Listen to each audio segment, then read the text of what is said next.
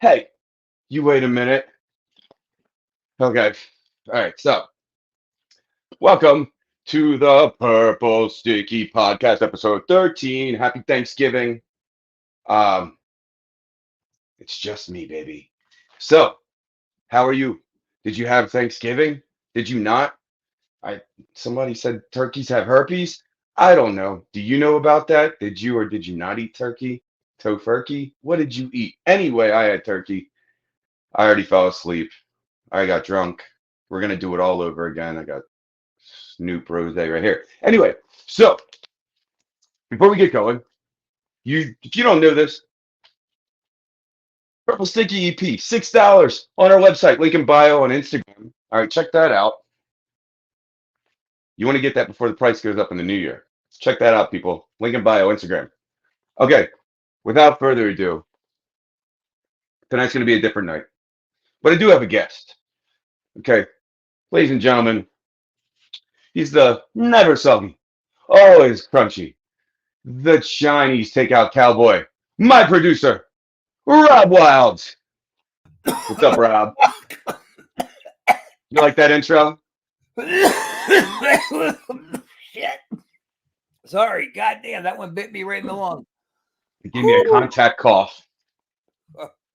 So, happy Thanksgiving, Rob. You too, my man. I called you the Chinese takeout cowboy. Yep. Spending Thanksgiving alone this year, brother. Hey, ain't nothing wrong with that. Makes me- That's why you're here with me. So Rob's going to be hanging out with us tonight, and we are going to. Hey, what the hell happened? Okay, we're just going to share some stories tonight. I thought it'd be interesting to me and Rob know each other, but I thought we could share stories we would probably share off the air while we're on the air. Hell yeah. Since Rake's not here and we don't have a guest. By the way, big show next week. We're gonna cap off the whole Stoned Age, whatever the hell I'm doing here because I'm just such a fan. Series of episodes. So Michael Coppola, Bradford Tatum, Renee Allman, and both writers from the Stone Age will be joining us next week. Was that December 2nd? I'm pretty sure it's December 2nd. So join us December 2nd for fucking 5 guests. Let's see how I can handle that. It should be pretty kick-ass. We're gonna one of the writers, I don't want to confuse the names, so I'm not gonna say them at all, but one of the writers took part in writing the movie Airheads as well as the movie Beer Money, and he fits in right with us. So I'm glad that he can join us. So that's next week, December 2nd. But anyway, to get right into this, so I think the first thing I want to talk about is we'll both share a story each about a certain topic. So I was thinking, All right. And by the way, we didn't talk about this shit at all. This is all like just off the cuff stuff. This is my favorite kind of podcasting. Real shit. So me and Rob were talking like not like an hour ago, and I was like, no, I'm not doing the show tonight. Nah, I might change my mind. I don't know. Well, here we are. I don't want to let you down because I think everybody's on that tryptophan and they can't move right now. So hopefully you want to look at my ugly ass and maybe get a laugh tonight. I don't know. Nothing's really on, except actually a lot of shit dropped. FS for Families on Netflix, and it's the last season, huh? Right. And then there was this. It was a pretty decent movie. 8-Bit Christmas. That shit was decent, based in the '80s and getting a Nintendo console. I like that. And then fucking what's it? Hawkeye on Disney just dropped. That should be the shit. So yeah, I'll be watching a bunch of shit right now. But okay, so back to the topic. I was gonna be watching stuff instead of doing our podcast tonight. But no, I figured we'd try. I can't give up on everybody. I want to just try and have fun with you. So guys, the first thing me and Rob are going to talk about, we're going to share a story about. It doesn't have to be specifically any type of prerequisite, but the first time we went on a type of tour. Okay, so I'm going to start this off. The first like tour I went on, I'll say even as an adult, wasn't even like performing. It was just to I was doing a test launch of a clothing line for skateboarding, and I'm still working on it called Lightly Toasted Skateboards. And I had a bunch of stuff set up, like photo shoots and a bunch of different meetings and stuff, and in Westchester, Pennsylvania. So, two buddies of mine joined me, and we went out to Westchester.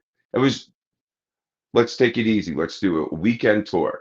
So we go out there, and everything's going smooth. We're hitting all the spots we need to make. We're dropping off, you know, clothing, showing people, hey, there's this brand out you don't even know about. It's probably going to be in your face in the future.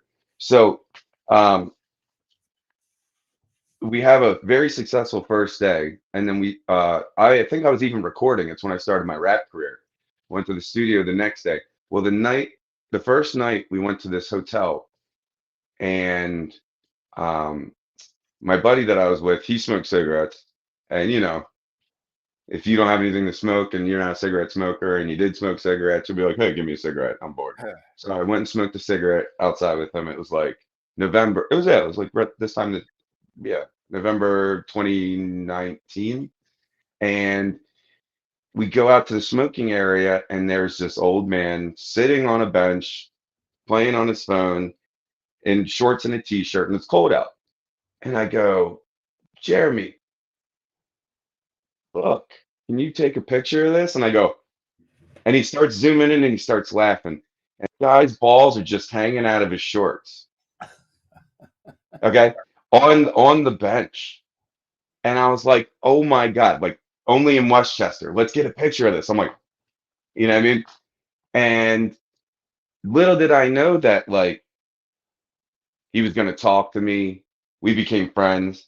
I mean, within maybe an hour, I bought him an ice cream and we talked about the future, you know what I mean? Of Candy Crush. That's what he was playing. We talked about the future of Candy Crush.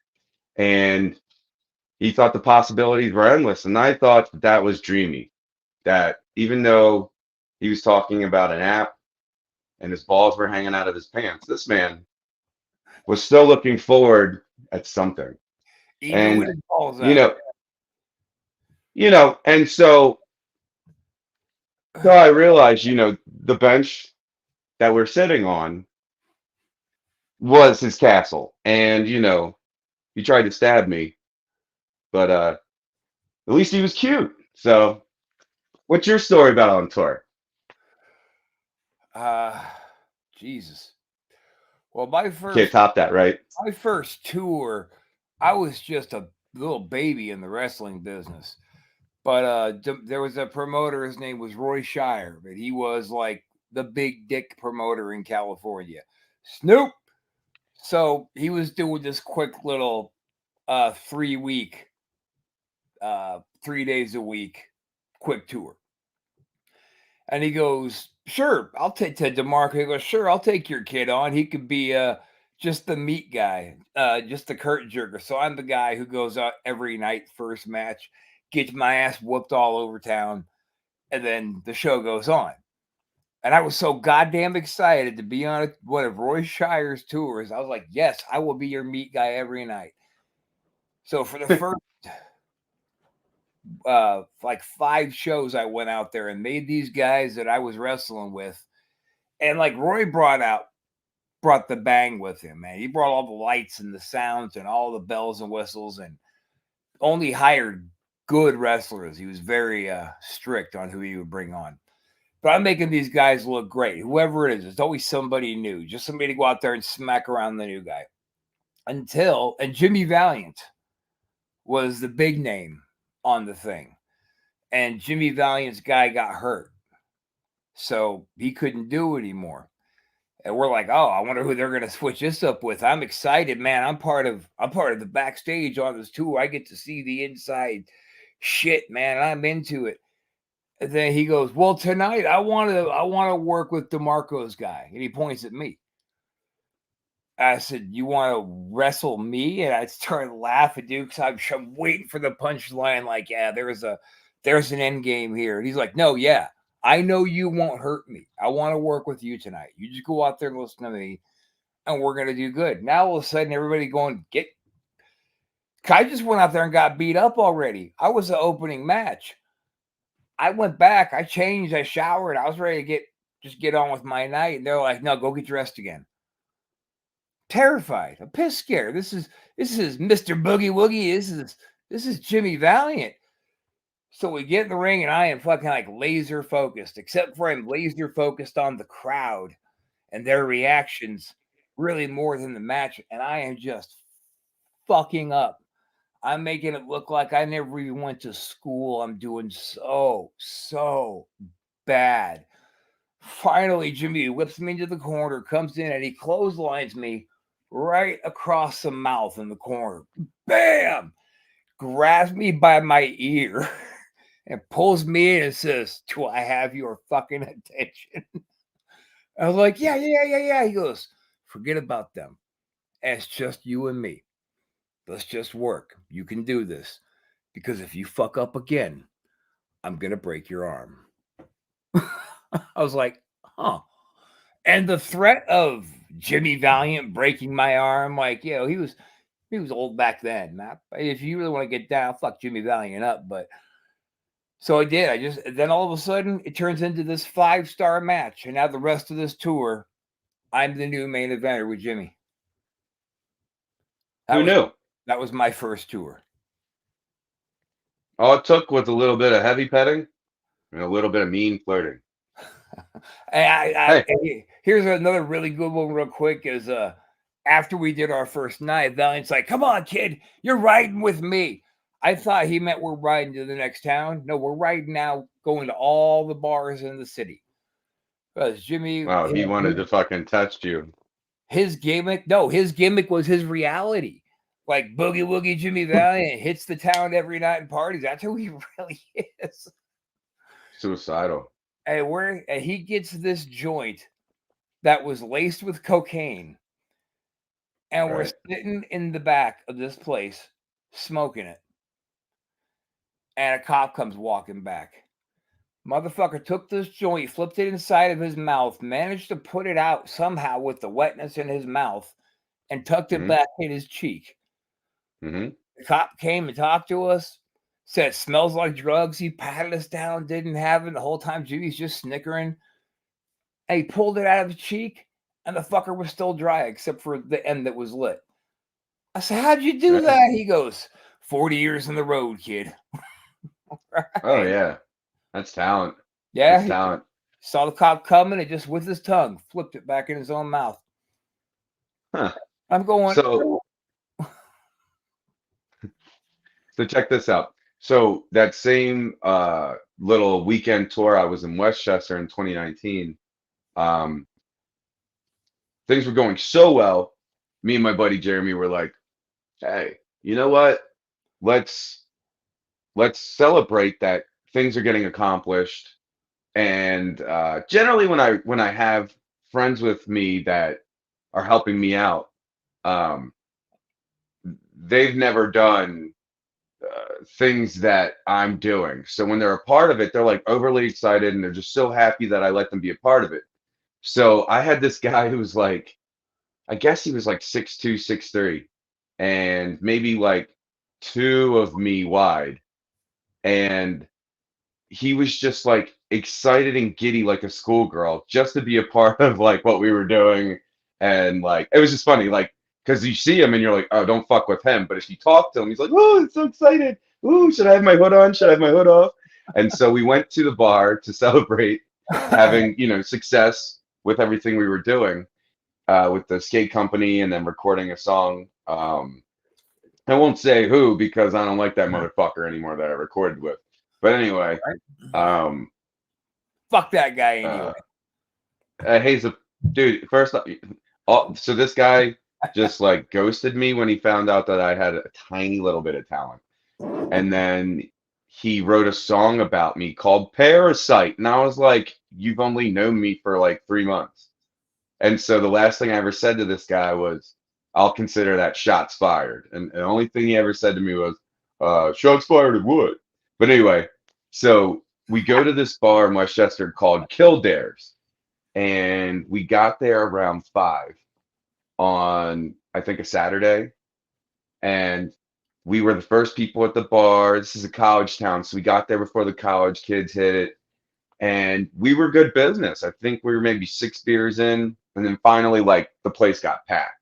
Football teams, whole fucking college campuses were at this motherfucker. They had this outdoor patio where you could smoke, and I had a vape pen so I could smoke weed.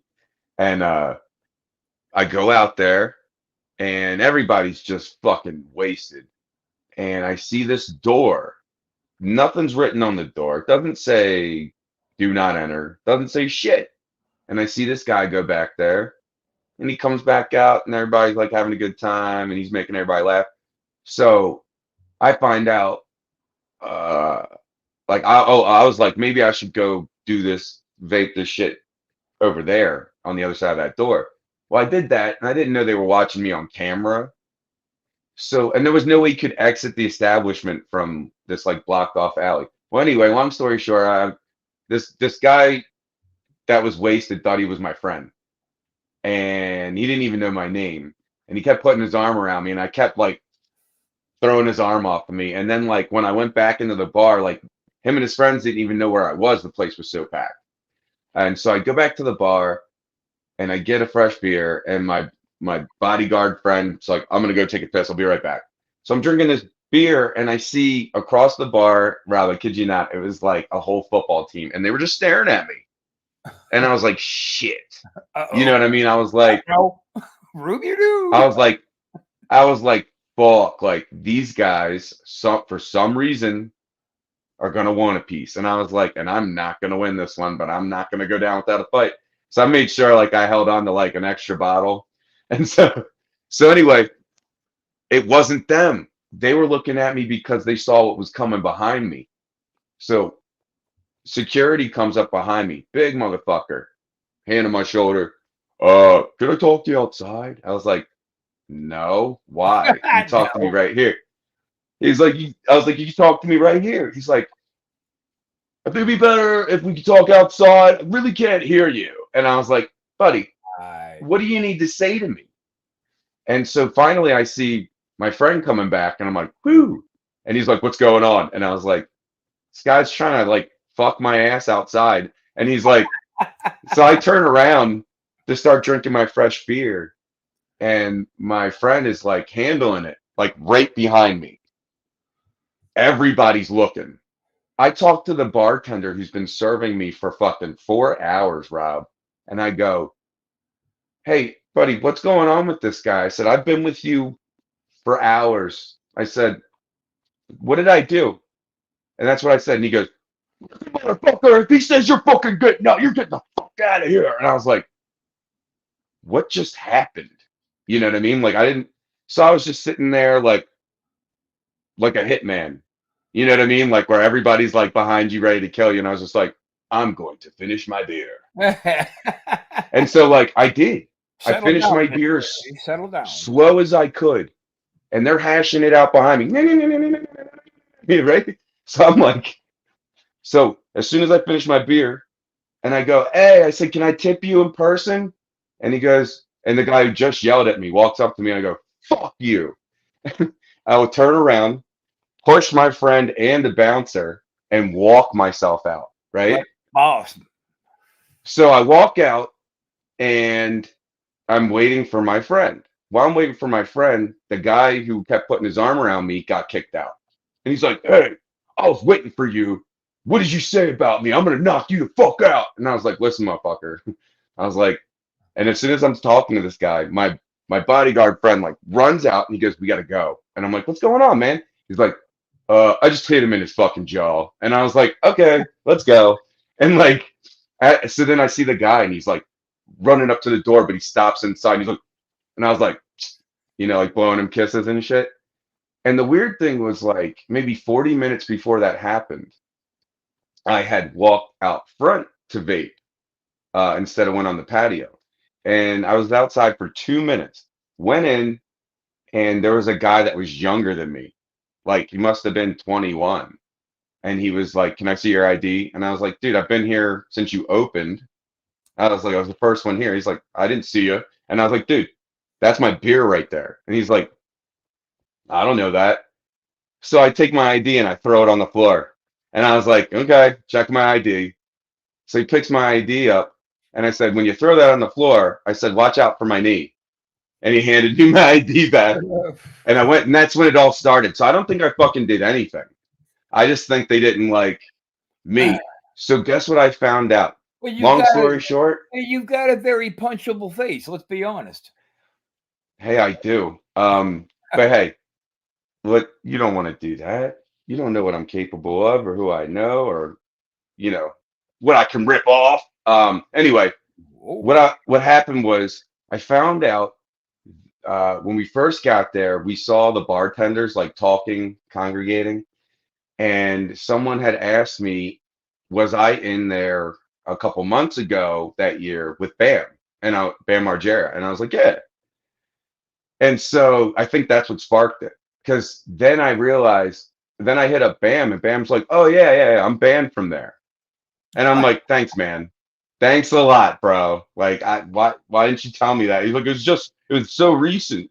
So, like, I realized if I didn't know the owners of any establishments and I went into that town, they recognized me because I knew him. And so they would, if they didn't like him, they kicked me the fuck out. And like, yeah, it got to the point where like I think this like vegan place called the cops on me.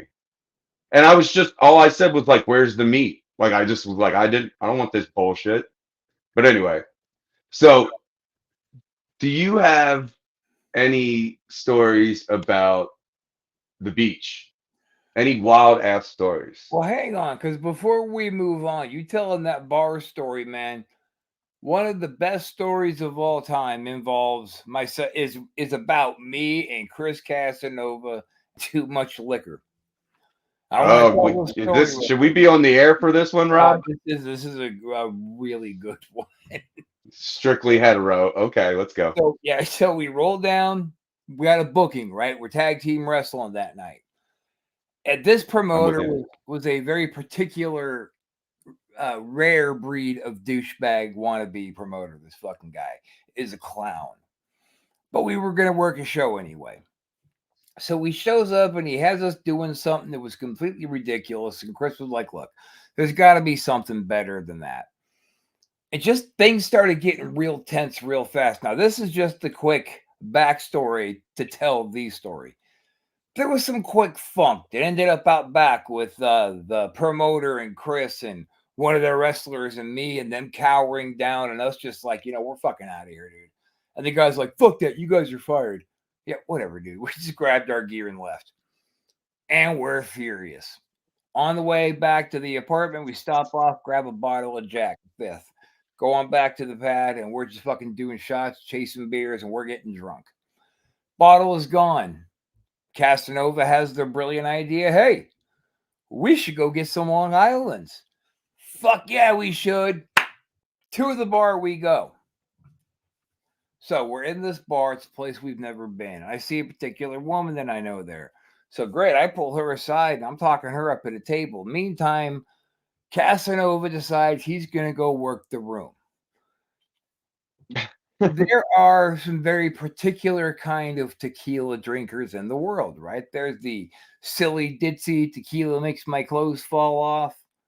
There's the kind of I'm the hot, shit. there's the hot and cold temperament tequila drinkers.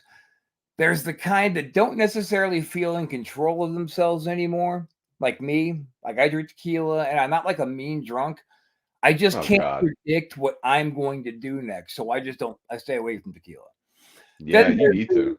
then there's the I'm going to do some tequila shots and then break your fucking mouth open. And that's Casanova. Tequila and Casanova are not homies. He decides Ah, because the Patron is on sale, he's going to grab a couple of shots while he's working the room, already hammered drunk on Long Island iced tea and Jack Daniels and beer. We should not have been in public. Finally, he comes back over to the table that I'm sitting with the girl at. And he's got like one of those little round buckets, those little tiny ones, little okay. trays full of shots. Sets them on the table. Oh shit. Puts him in front of me. I said, Chris, I don't want to do these shots. He's like, fuck that. These fucking whores in here, they got big mouths, and I'm sick of their fucking stupid little college punk boyfriends. I'm like, oh, God damn it. We're going off the rails quick here. So, okay. I do a shot with him, and he spins the shot glass over and slams it on the table. Grabs another one, shoots it, slams it on the table. Picks it up, slams it again. Over comes walking this big old fucking bouncer up behind Chris. And I put my hands up, tell him, just stop. I'm taking care of this. And he put his hand on Chris's shoulder. And his whole body went locked up. And he said, take your fucking hand off me. And the guy did. And he stood up. And it wasn't intentional how this happened. But he stood up, didn't move the chair with such velocity. That chair shot and hit the wall. He stood up so hard and fast on it and spun around to the bouncer. So I run over and I jump in between Chris and this bouncer. And I look around the room and like 6 of them are descending on us. And I said, look, dude, I'm going to take him and we're going to fucking leave right now. Now, I don't know how many of you is going to take to whoop our ass, but I know how many of you you're about to use. And I know at least 3 of you were going to the hospital with us. Or we leave. And the guy opened the door and we walked out. Now, Chris is hammered. He's angry. He feels like his manhood was just hit because the fight didn't go down. So he's pissed in the parking lot. I'm trying to get him into the car.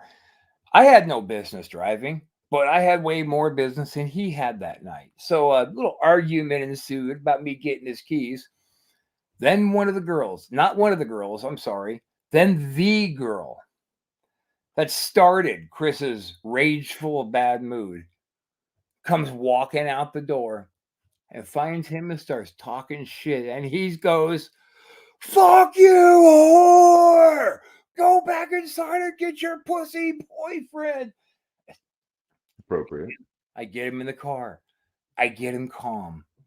We're just about to leave, and this minivan drives by, and that douchebag kid is hanging out the window going, you're lucky we got more precious shit to do, fuckers, as they're pulling out. That's when I lost my mind with rage. So I fucking fired that car up, and I chased them out on the frontage road. Big freeway and a frontage road. And they probably thought they were going to jump on, hit the freeway, and be gone, and didn't even consider the fact that they might get hit at the red light, which they did. So as soon as they pulled out, they had to stop. I pull up in back of them. I'm not even stopped before Chris is out of the car. And he runs up, and I hear this kid with his hand out his window going, no, please, no. Chris dragged that boy out the car and beat 6 shades of shit out of him. And there was like 7 dudes in that car, and nobody got out. Light turned green, we got home. And recently, I finally convinced Chris. I said, I know you feel guilty about that, but you taught that kid a life lesson. Like, you better watch what you do, because your plan might not work out, man. Wow. Yeah. Let So that be a crazy lesson. stories on a beach. Not really. Not unless you're talking like Okay. hiding under a Okay. boardwalk doing drugs with somebody. Well, yeah. There's only a couple things you'd be doing under a boardwalk. Your story reminded me of a Halloween story where I met a man named Dr. Shot, and he was handing out shots and syringes. Not the big thick plastic ones. And I was like, I realized later on when I finished my 6-pack at this party, hey, I should go find Dr. Shot. That's free alcohol. Right. So I'm looking for Dr. Shot everywhere at this party. And finally, I look outside at the row of cars and I see him standing there in between 2 rows of cars. And I was like, well, I better not yell. So I'll walk up to Dr. Shot. And it looked like he was just standing there like zoning. Walk over and I go, oh, okay. So Dr. Shot was getting a blowjob, like right out in the open. And then the next thing I was like, okay, so now Dr. Shot is giving shots. He's really giving the shots. He's So I giving. walked back into the party and I was buzzed. So I was just like on that frame of mind. I was like, man, I hope that guy's, done getting his dick sucked so I can get some more free liquor. And then the next thing I know, this guy's like, and I was like, huh? I was like, what'd she look like? And he was describing the girl who was on her knees to a T. And I was like, never, I don't know who you're talking about, bro. And like, while he's talking to her, like in your head, you're visualizing what you saw. And Right. I'm like, man, you're gonna kiss her pretty soon. And Oh, like, and I was just thinking about this, and I was like, I'm here for the guy who threw the party. There's no bro code when it comes to whoever you are. And you know what I mean? So I was just kind of like, hey man, um, make sure you befriend Dr. Shot. He's real cool. And he's like, yeah, that guy's awesome. And I walked away and I was like, and you're gonna be kissing him pretty soon. But anyway, so you reminded me of that. It was like a crazy ass night. But no, why I brought up the beach was because um probably the craziest thing ever was like senior week for me. Senior week was like, did you ever see that movie The Night Before with Keanu Reeves and the chick from Full House who's in jail for bribing the colleges? I don't think so. Okay, dude, The Night Before was this crazy movie where Keanu Reeves is his teen, he was the nerd, and this cheerleader lost a bet, uh, and she had to go to the prom with like this dork, and he ends up getting lost on the way to prom and takes her to the fucking hood and ends up selling her to a pimp. So anyway, it, senior week for me, I went to Ocean City like most do, and me and my friend at the time were just gung ho because it's like, oh, we're on our own. We have a vehicle. We're at the beach. We can do whatever we want. We're 18 and um we had so much FOMO that we couldn't chill on the beach for too long. We were like, we got to scout some chicks for tonight. So like, but the problem was these guys wanted to do Best everything that stories you always never get to do. What was that? the best stories always start that way. We gotta find some chicks tonight. But dude, so then it was like because we were 18 and we're finally like on our own and in charge, had our own hotel. It was like we got to do everything. No matter we don't need a fucking time schedule or anything. So it was like 11 a.m. We got drunk and then we got showered up and dressed to go find chicks Go. at noon. And I was like, what are we doing? The chicks we were looking for are probably like sleeping right now or on the beach. And like, so I said, you know what? I want to go on the beach. I gave up like the second we started walking fully clothed during the day on the boardwalk. And I was like, fuck this. And he was like, nah, I got this. And he's like, I found three girls. They're going to meet us at the hotel room tonight. And I was like, I didn't think anything of it because like I'm fucking 18, I'm wasted, and I'm in the fucking 90-degree sun right on the beach. So later that night, the girls actually show up. They ended up being from Pottstown, Pennsylvania, and this is before I even moved to Pennsylvania, which is the funniest thing ever. And they were the ugliest girls ever. Uh, I was like, dude, what did you do? And he was like, man, I was drunk and I didn't have sunglasses and the sun was right in my eyes. I was like, why the fuck did you tell him to come here? And like, You did this. You. right. So he's like, well, you know what? I think two of the three are pretty cute. Let's make this work. So the two of the three he points out aren't even interested in him. The ugly one was interested in him that looked like a rat. And like he hated it, right? So we get stuck on this like adventure of like the hotel said if you have guests, they need to leave. And I was like, we're finally free. They get the, we're free of these bitches. They get to leave. Next thing we know, we were so wasted, we like looked at each other and we're like, how the fuck did we get outside and we're still with these bitches? And like, it was just like that kind of drunk where you're like, you're lucid for seconds and then you black out while you're still awake. And so next thing I know, I thought I was with him and I'm like walking down the end of the boardwalk. This chick's holding my hand and my other hand is holding up my phone. And I'm like, dude, where are you? And he's like, I'm sitting. You've been to Ocean City, right? No. Oh, well, I don't know if it's still around, but there's this place called the Ocean Gallery, and it's got nothing but pictures, 3 floors of like artwork that you can buy, posters and whatnot, frame pictures. And it's a bunch of crazy shit glued on the outside. You can't miss it. Like, I'm talking like a garbage dump of shit glued to the outside of this building. And he's like, I'm sitting outside that place, the Oceanside Gallery. Right. And he's like, and I'm getting a blow job. And I'm like, dude, what? And I'm like, you're on the phone, you're out in public, and that rat is giving you a blowjob. And he's like, yeah, man. And he starts laughing. He's like, I don't know what the fuck I'm doing. And that's when, like, the next thing I know, that's what you're doing. the next thing I know, like, I was walking on the sidewalk, and then I like flash forward. I'm on the beach. It's dark. The fucking Ferris wheel and everything is so far away. I'm at the dunes at the other end of the beach, so far away. And I'm still wasted. And I keep trying to get up and I can't even move. And I found out that this chick roofied me. I got roofied. And like it got worse, Rob. So like I'm tripping. I'm tripping in the dark and I remember I'm like, look, a sea turtle, right? And we run up to this giant rock. And she's like, it's a rock, you idiot. And I swear, as soon as she said that, dude, she full blown like it like knocked me the fuck out because I think we walked like a distance to get to a rock. Just so she and can like knock you out?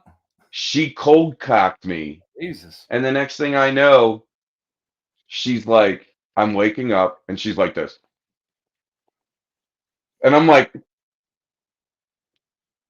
and then like I black out again. I wake up and she's like walking on the beach and I'm like, hey, wait up. And she's like, fuck off. And I was like, what is happening? And like, so then the next thing I know, like I'm talking to her and we're sitting down next to each other.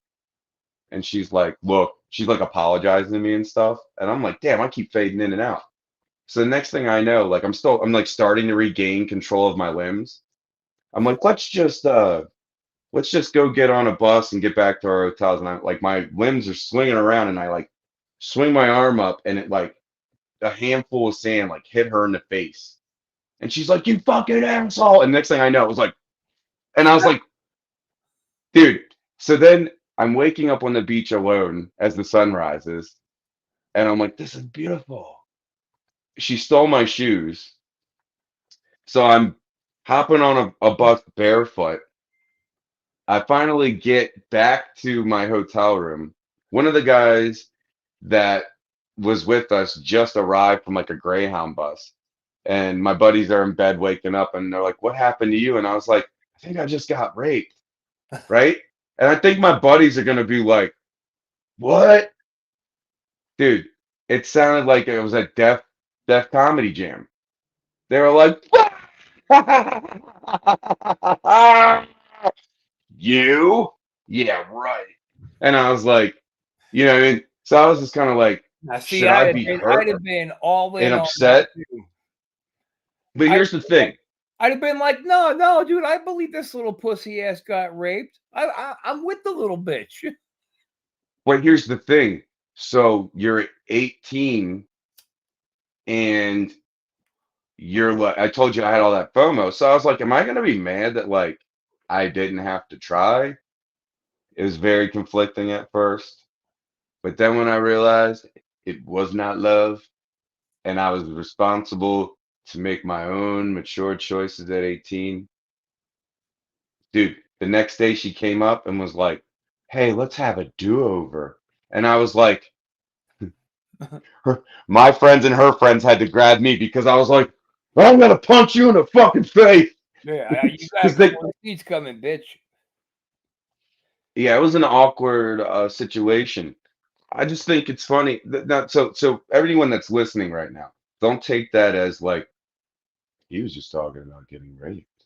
See, the thing is like, um, even though my friend was the one that got the participants, in a sense, I signed up for the dramatic happenings that I didn't know were going to take place later that evening. So you sometimes you just got to hold yourself responsible for being a complete fucking moron and not try to make yourself a victim all the time. So don't consider that as I got victimized in any way. I I should have known better.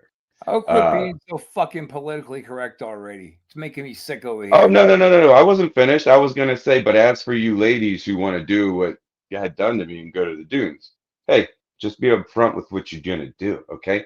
Don't lead me to the dunes. Lead some unsuspecting man to the dunes, okay? And knock him the fuck out. All right? Just tell him what's going on. Anyway, You so sound like a figure skater.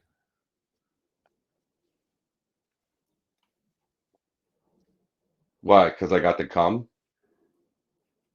Oh, because you cry that you were raped. You sound like a little fruit basket that Cry? I just said I wasn't crying. you said. You know I that you just had said to, don't look at me as a victim. that you had to Don't do some cry for me, Rob 45. Argentina. Yeah, you had to do some 45-minute dissertation about being politically correct. No, I get it. I'm just saying you're kind of a little I'm sweet. not being if you took that as PC. I'm trying to tell them don't cry for me. Hey, I it, signed up for that one. we're supposed to be doing Uh, some We're supposed to be doing some comedy here. I'm trying to bring the this ha-ha. is Why don't you work with this me, is goddammit? Okay, so let me ask you this. I'm going to Mhm. tell you a story. I'm going to give you the choice. Here we go. Do you want to hear the Choose your hooker path. or do you want to hear the 12-year-old? Oh, I'd like to hear about that lady you sent me a picture of a month or two ago. There's not a lot to tell about her. Eh, I'm joking. Go ahead. Well, which one do you Don't nothing about 12-year-olds. Well, it's Don't I do it, Rob. I Don't have don't be don't be like women and say it's fine and then go ahead and say something horrible. but I have to tell both stories now because if I don't, I'm going to be dangling in the wind people thinking I'm a pedophile. Mm, we've passed that Oh, horizon fuck months you. ago. You You uppity Chinese takeout cowboy. I fucks. mean, who knows if you have a basement, a dungeon, or a cage on the other side of that camera with God knows how many boys. Why do they gotta be boys? You'd say, look, I have children. I even have a 13-year-old son, and I don't have any stories with a young age child. Actually, real quick, real funny story. Real funny story. Fucking hi. Uh, fucking one of Rake's youngest child. I guess he learned about planking, and it was crazy funny because he didn't get the point. He didn't get the point of planking. So Rake goes, look what my kid's doing. And the little one's just like laying on his stomach, he's planked out straight as he can, and he's going, and Rake goes, "Are you planking or are you shitting?" And he goes, "Yup." And he's like, and I was on a FaceTime call with Rake, and Rake was like, "Dude, I gotta go." And it was one of those like where he didn't even care what I had to say. He's like, "Bloop." Like, dude, kids are awesome. But I don't want to hear any stories from you about a 12-year-old, especially you say hooker 12-year-old, and then the world famous Jimmy Castle pops up. Now I'm gonna make the 12-year-old one really fast because Hmm? I could have drug it out and made it funny, but I gotta tell us. How are you sexy motherfuckers doing? I was in. About to hear some stories. It was after a show. I was sharing a room with this guy, the Hustler, and we were beat, man. We didn't even go to the after party, but it's one of those open air, the door goes outside, not into a hallway. Motels. And we're in one of those, and there's a knock on the fucking door. And I open it up, and these two like 12-year-old girls are standing there. And they've got a piece of paper and a fucking Sharpie, and she walks straight into the fucking bedroom, right as Hustler's coming out of the shower. So he's got a pair of sweats on, and that's it. And he looks up and goes, "What the fuck is this?" I was like, "What are you doing?" And they pushed the door closed and said, "We want your autograph." And he opened the door and said, "You got to get the fuck out of here." He opened the door, sweatpants on, wet top half, real buff Mr. Clean looking guy, as a cop is pulling up with his lights on. And we went, "Oh my God." And the cop jumped out and said, "Get the fuck out here." And he's like, "Okay, put some shoes on." He goes, "Not you," to the girls, and drug him out of the room. He goes, "Don't worry, I was parked right over there. I saw what happened. You are going the fuck home. I'm telling your mother." And the whole like small town vibe was going on. But we thought the whole like we're going to prison was going on. So I made that one quick. I'll make the prostitute story really quick too. I'm not going to drop the wrestler's name. But we get back, we pull up, and we're on Ventura Boulevard. So there's a whole bunch of hookers up and down Ventura Boulevard, and one of the boys says, "I'm going to go grab one of those girls." And we're like, "Yeah, have at it, man." So it was me and a couple of the other dudes go over to my room, which was adjoining to his. And we're smoking, we're watching movies, we're chilling. We hear him talking to a girl over there. And then all of a sudden, we hear all hell breaking loose. Shit's getting broken. Behind you, right there. Look. They are over there fucking straight rumbling. And we're like, now this is right on the heels of another name wrestler a week before that. See if I can do something about that. There. I can't mute his mic because he's a producer. Jimmy, you're way too loud. Hey, ass face, mute your mic. Anyway, we hear all this shit going on, and we're like, "Oh my God, he's over there beating the hell out of the hooker. We got to go stop him." So I scream his name. I say, "Dude, I'm about to kick this fucking door open if you don't open the door." The door comes flying open, and there's the hooker standing in front of me with her shirt ripped, so a titty hanging out, and her skirt ripped off, and there's her gigantic cock. Oh. And I went, Ching dong. And she says, "Look, dude, everybody in town knows that's where you go if you want to get me. If you want to get without, you go down the way that way. Everybody knows that." It was his bad. And I said, "Well, where is he?" And she steps aside, and there he is on the floor, out. Like he's not moving, dude. He's done. She knocked him the fuck out. And you know what happened? He was getting ready to get to it, grabbed a handful of cock, snapped, went to whoop the.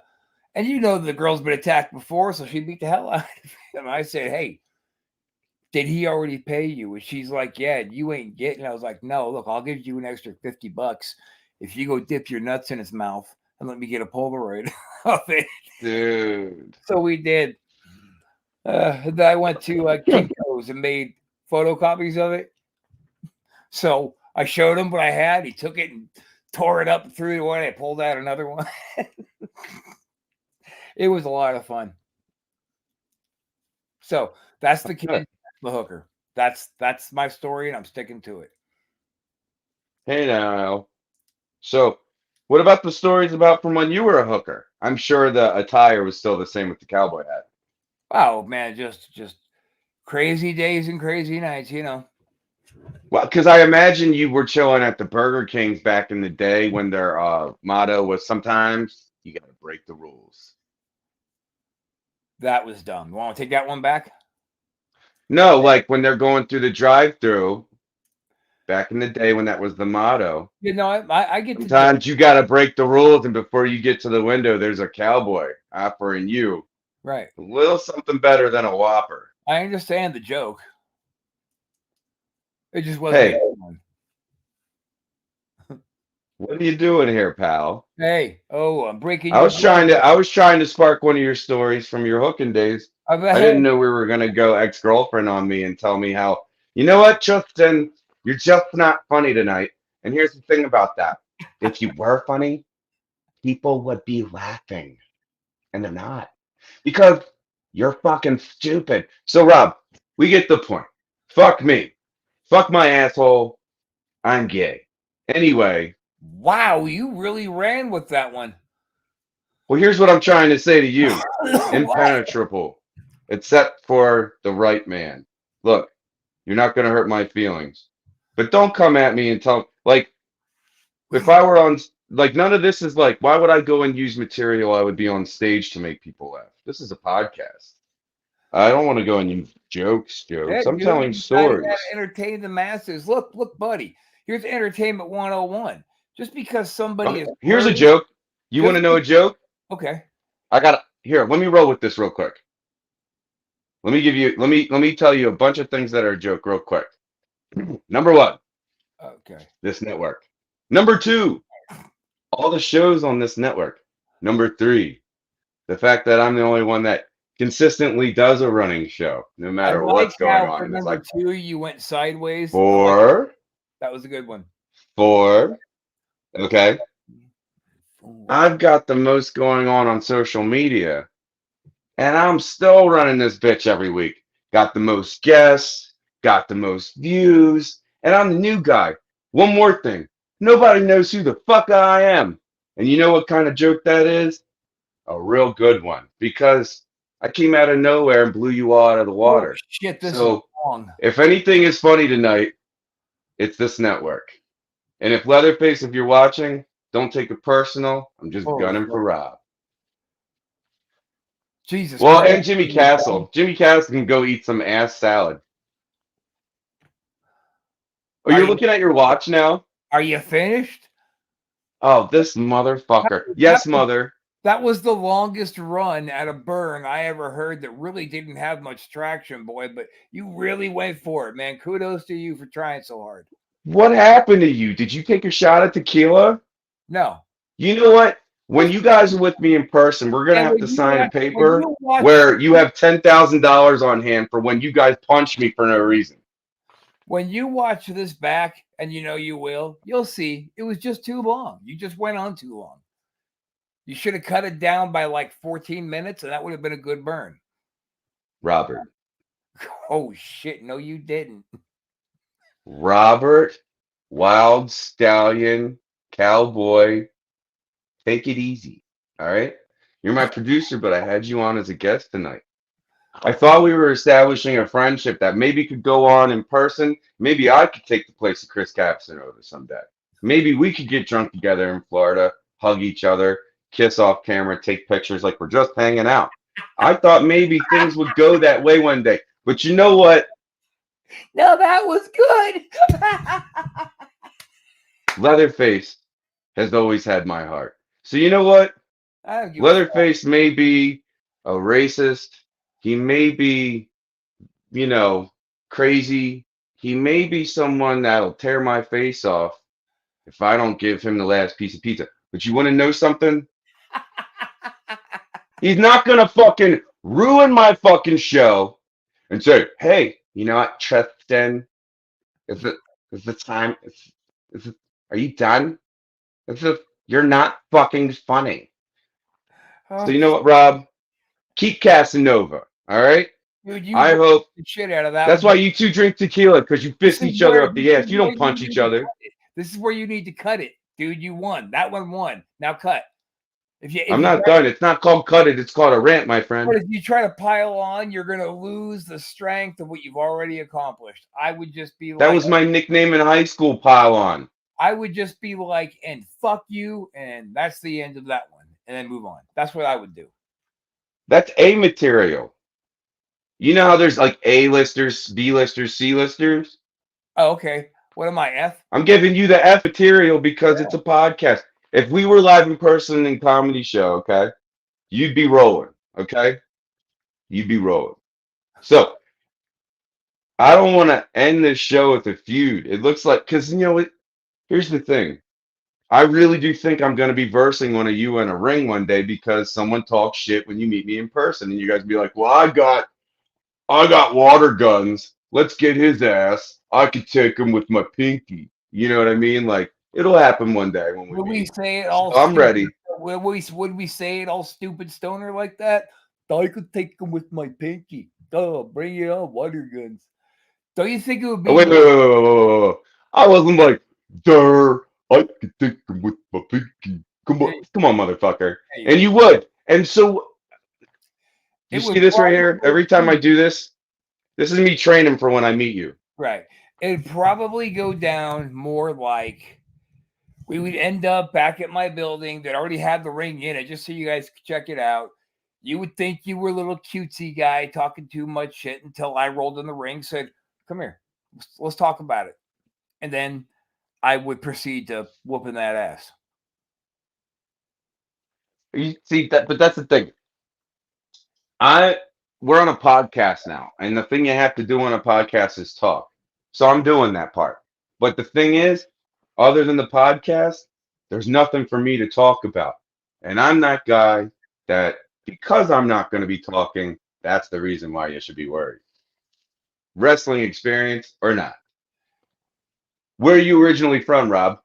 Sacramento. Okay, Baltimore. Okay, where STDs and murder rate reign. All right, so I had to deal with some shit. So I come from a place where everybody that I live with in this state of Pennsylvania now, everybody's a pussy. Everybody's so right now, Pittsburghian. All this is to me right here is that.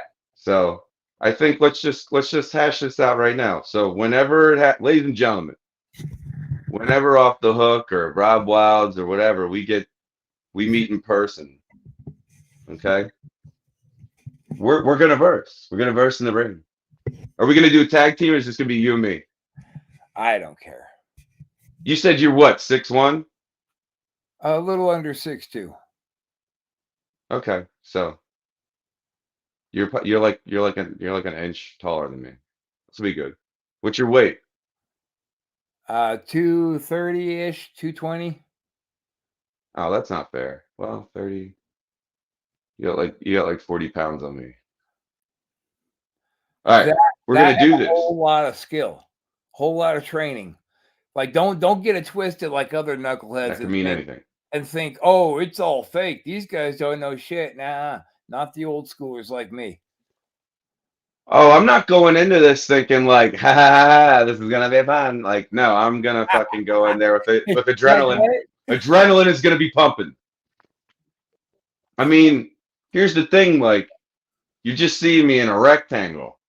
You know what I mean? I mean, you've seen videos of me, but I mean, sometimes videos don't do and pictures don't do people Dude, justice, so you meet them in person. I could be like The Rock. if I have an inch on you already, it won't be that hard to really sink that shit in and then you go to sleep and then it's over. I won't even hurt you. Like I don't want to hurt you. I would never want to hurt you. You're awesome. You're my dude. If you really want to climb into a ring and try to settle something in your head, I'm just good. And night, you're going out. And you'd be Settle surprised how something in easy my head. you'd be surprised how easy No. it is to get in there and grab a hold. What are you gonna do once I got that sleeper all the way cinched?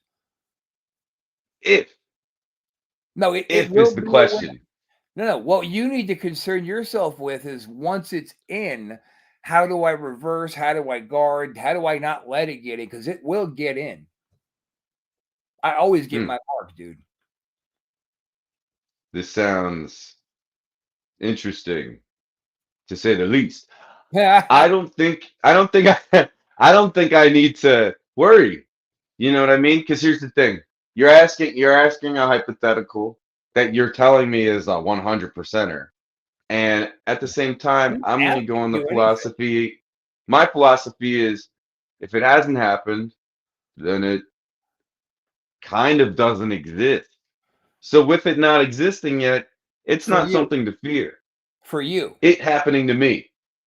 But people So who don't learn from history will repeat it.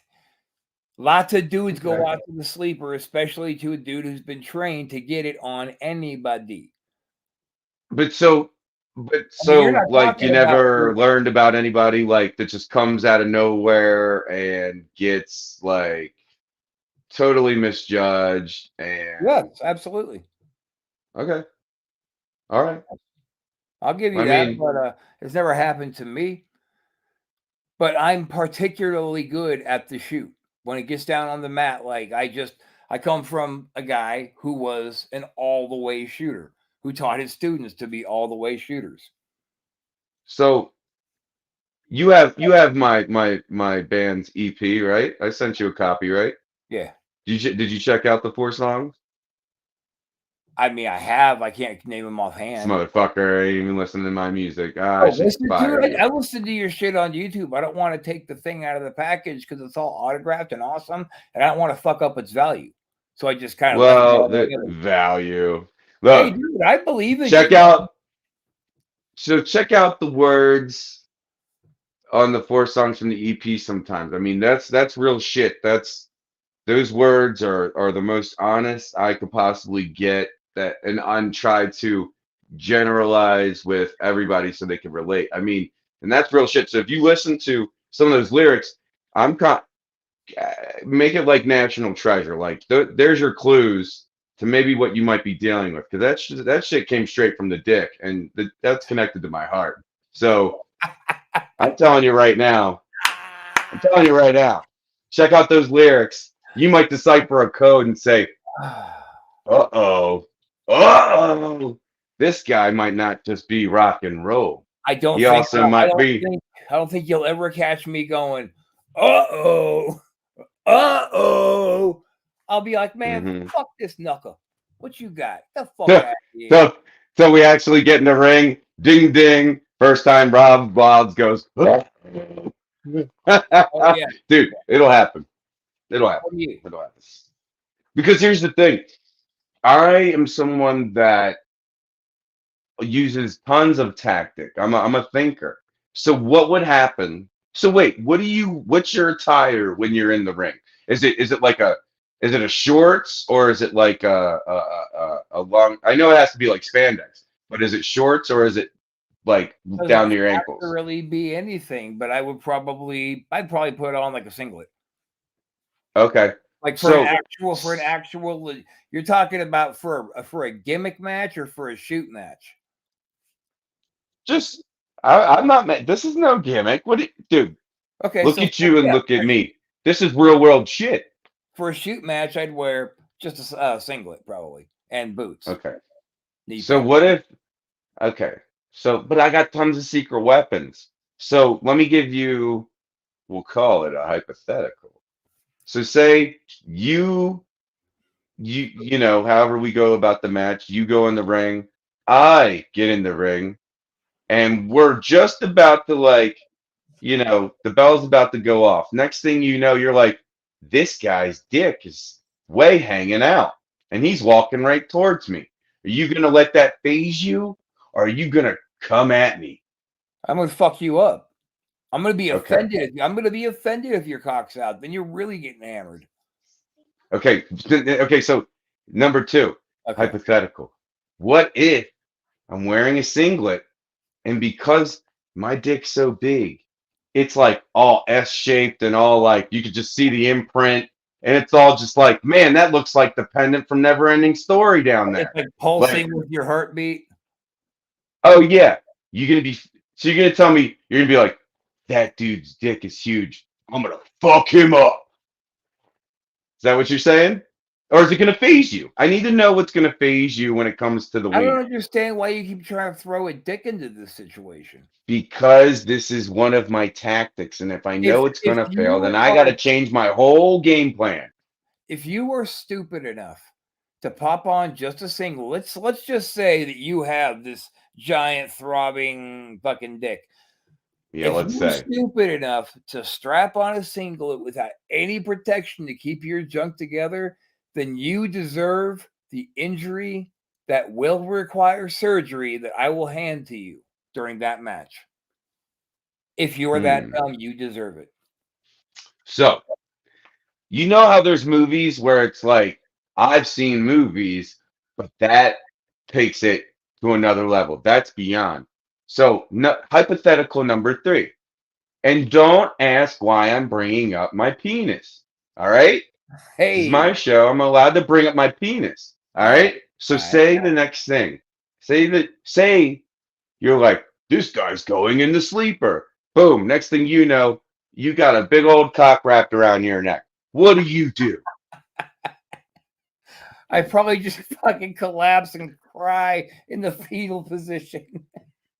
And then you wake up, right? You wake up from being on the ground and you're just getting beaten with a cock. I'm just handling you with my own dick. I'm not beating you with my own. Okay, so I'll let go of these. These were all hypothetical. That's why I said hypothetical. I just need to know where we were going here. Here's one more quick hypothetical, because I was always very ingenuitive in my matches with like taking moves and putting different twists on them and trying to make them my own, trying to elevate them a little bit. Something the crowd really gets excited when they see. And just then I invented a move in my head. What happens if you take your giant, enormous, bigger than an elephant cock and you wrap it around my neck, but I slip out the back and bam, take you to the mat in a cock bar? What do you do then, tough guy? I'm not worried about any of that. You know what I'm worried about? I hope this guy doesn't have enough balls to start chomping on my girth, because as soon as I feel teeth, I'll have to let him go. Yeah, I think just the trauma of it would trump anything. I think we'd both be traumatized. Right. I don't know. This is why it was hypothetical. So, hey, we got to knock this out. I could have did something terrible in public. All right. Now I know what I got to knock that one out. So, man, we didn't do no Ron Burgundy fun tonight at all. God damn it. Little did you know. And I'm not done yet. What, you got Trailer Parks Ass Fun next? No, you were Okay. just getting ready to wrap it up. You're like, okay, that ends it. And then I said something, and you're like, no, I'm still in. I wasn't wrapping anything up. Hey, if anyone's listening and anybody that watches this recorded later, comment and let me know if I fucking tried to wrap this up already. And then if I didn't, comment by saying I was right by simply putting Rob sucks dick. Okay? Don't do it on YouTube though. Okay? Facebook only. Now, put Rob sucks capital D. And if Rob is right, just eat a bowl of dick, fag. That's to hey, you. not on my show. Not on my show. Yeah, Watch it. Rob does suck dick. I'm just saying. As soon as he saw you, he said the F word. What? As soon as you saw Jimmy, you said fag, and it's not on my show, buddy. Hey. Not on my show.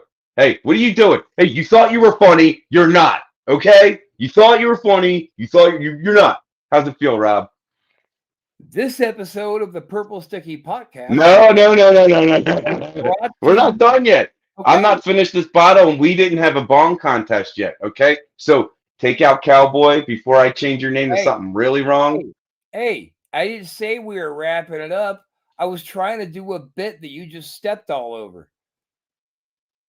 I'm allowed to. Can I try it again? Right? Jimmy, am I entitled? Can I try it again? Fine, go ahead. This week's episode of the Purple Sticky Podcast was brought to you by Sex Panther. They've done studies. 60% of the time it works. Every time. What's a Sex Panther? Like a real panther, or is that like an old chick? It's Anchorman. Oh, buddy, I drank a whole. Anyway, let's get to this competition here. No, dude, it's not a competition. Holiday competition. What? It's not with me. All I got is a joint. Can't do a bong hit contest today. But we can still smoke. For fuck's sakes, it is a podcast. Well, then light up.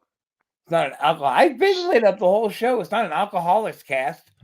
Well, it's not like I knew. You haven't shut up the fucking whole time, dude. All right. Anyway, this guy's smoking. He's been running his mouth telling me how big of a bitch and how much I suck all night. Anyway. Hey, you want to hear a new impression? No. All right. Asshole. All right. So here's the thing. I like you, Rob, but I don't think we're ever gonna be anything more than friends. All right. Look, but this I is told you had a little dick, Rob. but look. It has nothing to do with that. Okay, that gives him character. All right, that yeah, gives him motherfucker. character. Yeah. Hey, wait a And you minute. know what, Jimmy?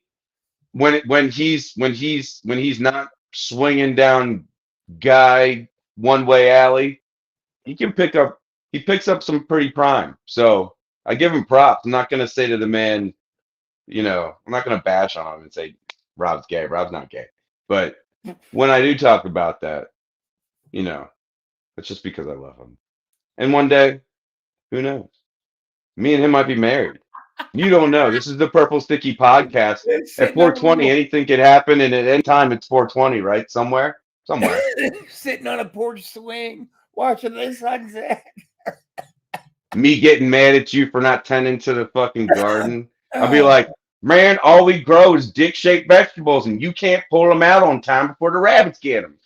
Well, maybe if you took me out once in a while, I would be a little bit more focused. No, you'd be like, yes, Jimmy. Oh, shit. That's right. Jimmy. Why are you with What the are we looking up? at? That's right. We're making a deal against Joker. You're turning on Joker? Why not? Oh, you're dead, dude. No. Oh, shit. Oh, shit. Tell Icky Sticky to show his cock if he's got one. You don't have to ask me twice. Here we go. Here we go. We're going to get banned. Whoa. Was that a wart? A genital wart? Check this out. I like walking that thin tightrope of getting banned. Let's get banned. Ban me. That was a wart. We're the fucking If you're only listening, dudes. in that short amount of time, I was not able to pull out what is one of my legs. So, moving on. Gay. I was going to say the same thing about how you look. All right.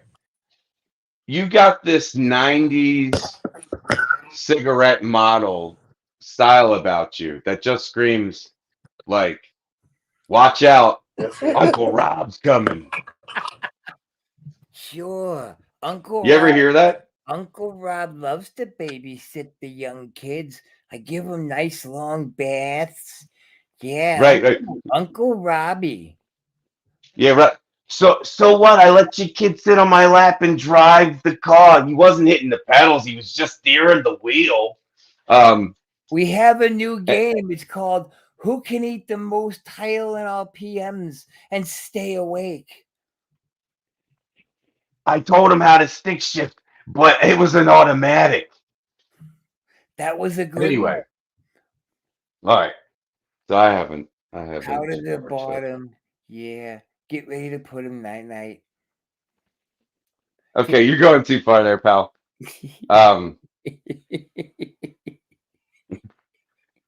Your favorite drink? Robitussin and NyQuil. I give him special pink ice cream. It makes them yawny. I like it when they yawny because their mouths are open. Okay, too far. Too far. I thought we were talking about getting banned, right? Wasn't that the goal here? No. We weren't going. We walked the thin line. We don't fucking jump on it and see if we can fall. Well, no suits have fucking shut us down here, so I think we're all right so far. We're getting attention. People are learning how to hate me even more, so it's okay. And you know what? It's okay if you don't fucking like me, because that's why I'm here. The point of everything I do with the band, with the podcast, with anything I do, is just to promote being yourself. Be yourself. I'm being myself, and if you don't like me, fuck you. Just like how Rob dresses. Like, I'm sure everywhere he goes, people point and laugh. But you know what? Does he fucking stop dressing like a fucking retarded cowboy from the 90s? That you'd only see in the gayest cigarette ads that aren't even existing anymore. You know, like them long gay cigarettes. Riding my former He glory. still rocks his style because being yourself is what's important. He doesn't have problems. You know, he's changed it in his mind. When people are pointing and laughing, what he sees, you know what I mean? They're just like, man, that guy's cool. You know what I mean? So like that's all you got to do when you're yourself. You know what I mean? I don't personally have that problem, but that's why I'm friends with Rob, to let you know, even if you have poor taste in style, you wear terrible fucking just everything, you still are cool. You're still a great guy. I like the personality. You know what I mean? At one point we were on the road. I've been straight all my life. You were about to turn me until you showed your fucking attitude midway through this show. And I guess that had to do. You didn't even have any tryptophan in your system unless where you went had MSG. You eating MSG? Oh, are you talking to me? I tuned you out already. I'm sorry, but yeah, Also, ladies and gentlemen, put in the comments in, if I should fire him and get a new producer. when you're in a relationship with somebody like Tristan, you gotta fucking just turn him off and let him continue his rants, or he's angry for weeks. I mean, it's a prima donna bitchathon, like a fucking 13-year-old girl. So we all just kind of have to indulge him. But I'll tell you, you're starting to turn me on your joke telling. You just got to shorten them a little bit because you get on a roll and then it stops being funny. You try to keep going and you pile on and you fuck it up. No, bro, it's like it's not what you think it is. It's secretly like we're cool, but the more we get to know each other, I think I hate you. So it's not a rant. It's not like, oh, the punchline was already there. Buddy needs to stop. I'm not looking for gold. I'm just trying to get this out of my system so I can feel a little bit better because, fuck you. Bravo. Bravo. And that is how you show a motherfucker up after they heckle you through your own show. And I should close the show out on this one. I don't like that you're sitting there trying to burn me as bad as you think you are, all looking like fucking Jesus and whatnot. Like, if you want to come at me, dude, put your hair in a ponytail, make yourself look a little bit less like the savior of humanity, because it's hard to get mad at a face that looks like your God. Look, here's what I gotta say to you. I didn't even pop open the top of how brutal I could be to you right now. I'm glad I'm being that nice. There's a misconception. I'm being nice to you because of how bad your little feelings got hurt on the knock knock joke I told on the sanitarium that got you all upset. Oh, you're talking about when Eve Morrow was on the show? Yeah. Or when you were just rude to me in front of her? Or was that the same show? That was the knock knock joke. Oh yeah, you go and say, hey, there's the hottest person fucking Leatherface has ever had on this show. Better knock Purple Sticky's dick in the dirt real hard. Real hard. Yeah, I was kind of mad. I was like, what is he doing? If we're being honest, I mean, I didn't really want to be there that day. I was being very quiet throughout that show because I knew what fucking made you be there. I knew I was in a piss. No face, dude. And he was like, seriously, this is a big deal. Like, all right. But then at the end, you started busting my balls for being so quiet and serious. So I thought this will be a huge laugh. Tell the Tom Hanks joke. I'm in a shit mood. I'm going to leave them fucking with a good taste in their mouths. Knock, knock. Who's there? Go fuck yourself. And everybody just stared at me, dude. I know the comedians eat their dick on stage all the time, dude, but I ate my cock right there on web camera with everybody watching. And then everybody that I don't know that has become a fan of me was like, fuck that fucking gay cowboy. And I was like, hey, man, he didn't mean it. So he was having a bad night. Let it go. Let it go. No, that wasn't I defended you. That wasn't you at all. I defended you. This was you. I defended you. This was you. You know, I don't think it's very cool that joke that he tried to make me look bad for the fucking sexy. Sound like Michael Jackson. I love Eve's big titties, and I was talking to her, and he fucking told the joke that I didn't laugh at. If you would have just laughed, would have all been good. It was an obvious joke. Knock, knock. Who's there? Go fuck yourself.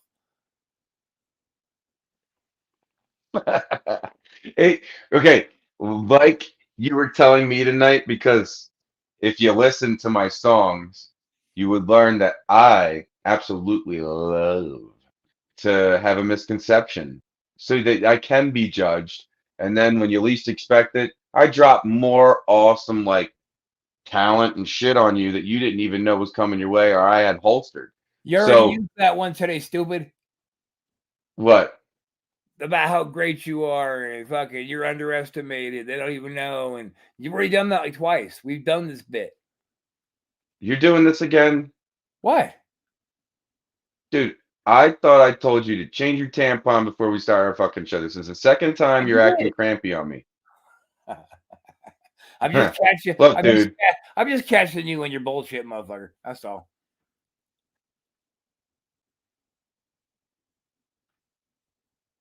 All right, we're at 1 hour and 21 minutes. Are you frozen? Nah, was that good? Anyway, no, we're not going anywhere. I have plans for tonight. We're not going anywhere. You don't have plans. I don't have. If you need to walk off and take a pee-pee, go ahead. Make me full screen. But I didn't even smoke with you. We got to have some kind of competition there, pal. All right, give me a minute. I'm also. Yeah, can't you like make something from a bottle and put the joint in the bottle and hit it like a bong? You could. You could take a. So here's the thing. You could take a Bic pen, take out everything, take the tube, and I'm sure you're used to that because you smoke crack, and then put it in a bottle, and then put the joint in the tube, okay? And then it should work. Why are we watching a fan? This is he always ruins my show. I don't need to see what this fucking asshole's doing. Anyway, by the way, there's something I haven't told you. I'm not trying to undergo a construction project. What I would like to do, since we want to keep rolling, cool, and people are having fun, I would like to go fucking take a piss and grab a drink and see if I have any of that whiskey left and be right back. Yeah, go for it. Go for it. Make me full screen. Full screen. Let's stay live. All right. I'm down. I'll be right back. All right. So here's the thing I didn't tell Rob, and I don't care if Rob's listening right now. Rob, just keep me full screen. Don't come back till you need to come back. Cool thing about, and I'm 35, so like I gave up on like learning about technology when I started having kids, but I didn't know that like these things are mic'd up even if I walk away. So I'm kind of do what he's doing too. Real quick, you just stay right with us, but you'll be able to fucking hear me. So enjoy.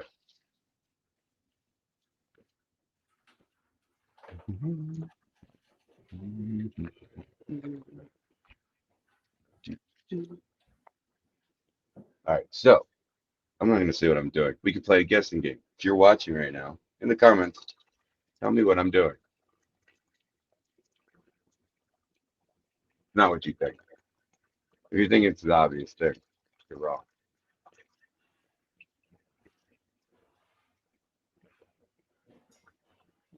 Yeah, you are. You're wrong.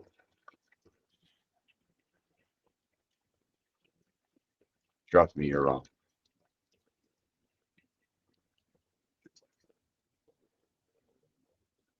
Something tells me you think I'm lying, but this is the thing about that. I'm not. Or I could just be a liar. But I'm not lying. When I get back on camera, I'll tell you exactly what was going on.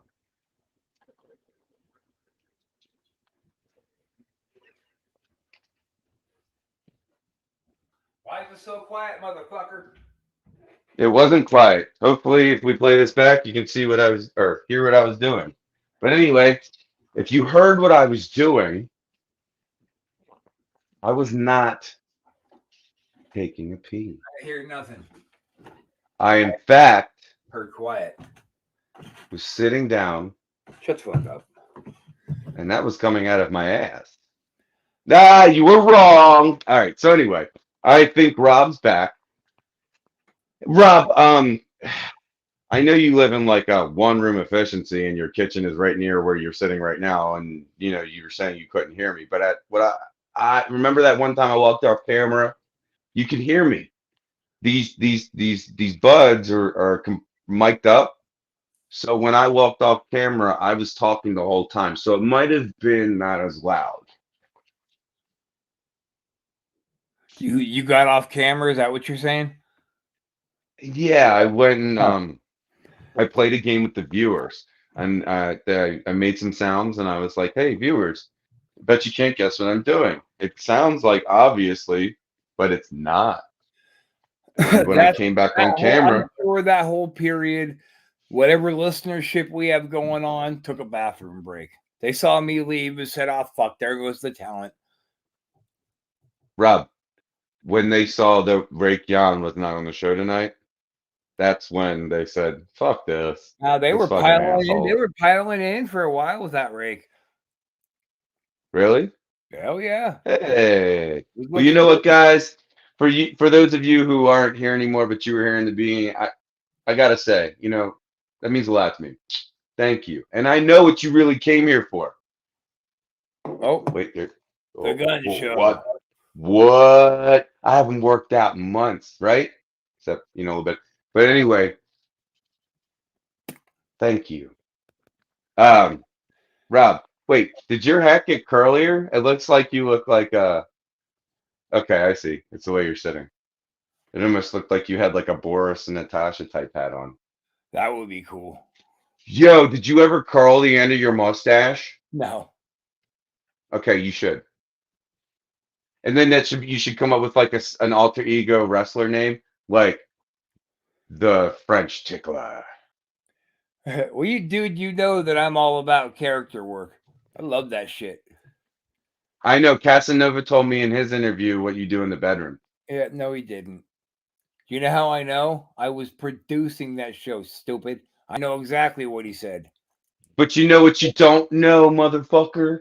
What? What don't Is I this one time Gang you camp? were in Florida with Casanova and we were on, I think, Leatherface's show and you were really fucking angry?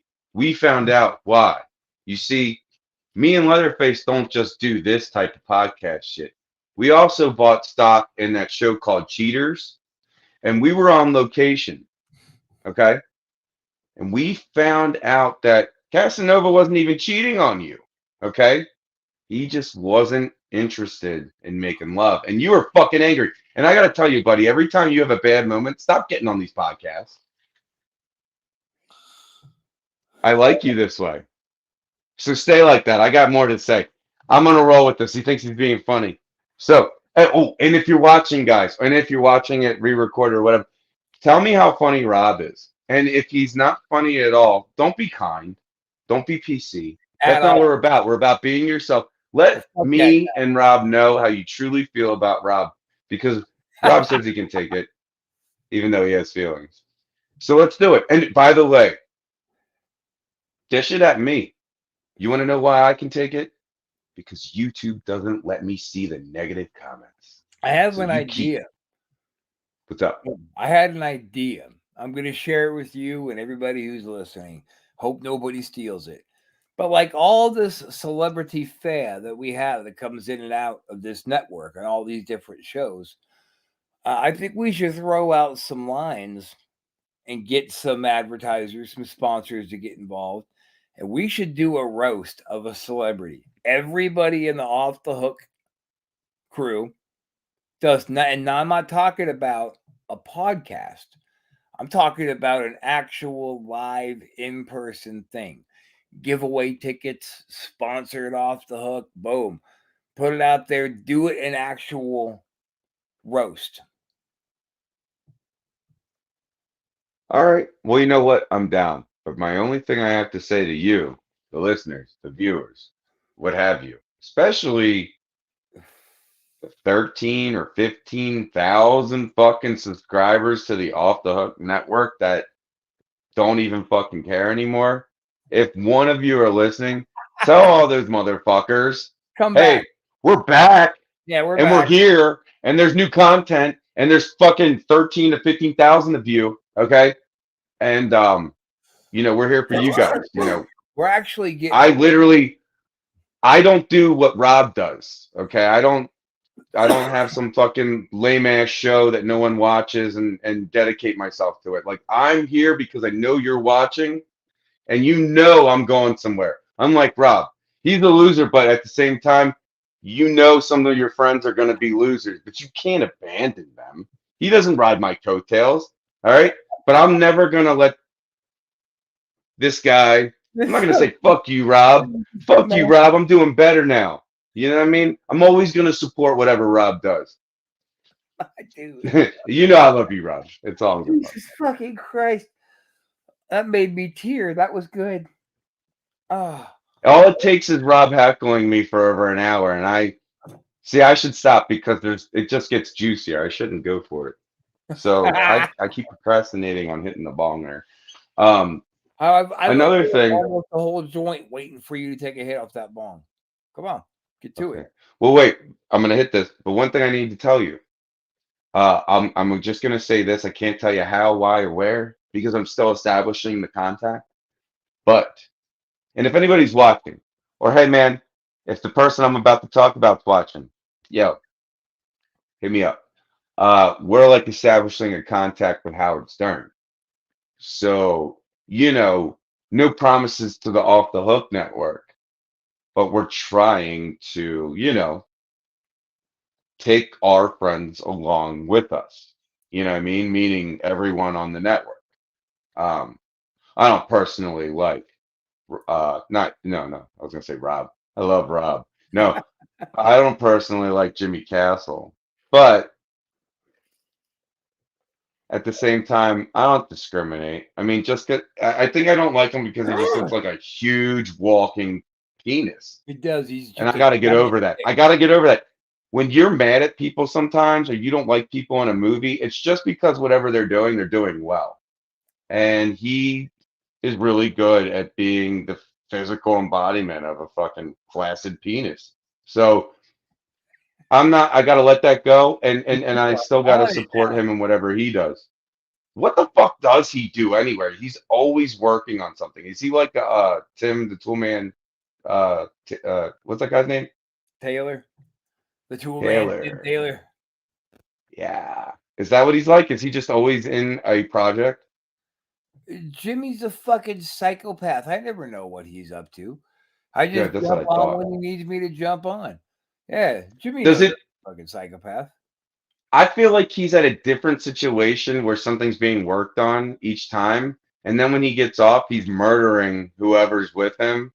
And he's like taking a car, or he's stealing like a vault of money, or he's always doing something. What if he's like, nah, never mind. I'm not going to give him that much credit. I mean, we all know he likes to mule heroin up his ass. We know he digs that. And that's a good way he makes some decent extra income. Even though he doesn't have to, he just likes to feel like he's in Breaking Bad or something. Yeah, he just fucking packs a suitcase up and hits the road from Mexico back over to probably fucking Arizona or some shit and unloads it all out of bowels and small intestine. The next time he takes a trip, he's so fucked because of this podcast. Come here. Look at it. Customs has his ass. You're so screwed. You're suspect. We want to talk to you. Come here. Did you right. Did you hit that? What'd you say? No, I'm getting like drunk. I don't even know how. Fucking weed. How do you get drunk off something pink? I feel like a female. You are a female. It's cool. You're my pretty little lady, McElroy. I'm a chick with a dick. There are no such things as chicks with dicks. They're just dudes with tits. I don't have tits. I have a wiener. I didn't say you have. Never mind. Stupid. Look, check it out. There's no denying I could have been in Tu Wong Fu. All right? There's no denying it. All right? But don't say I have boobs. Don't fucking tell me don't do anything. Kick you right in your pussy. Oh.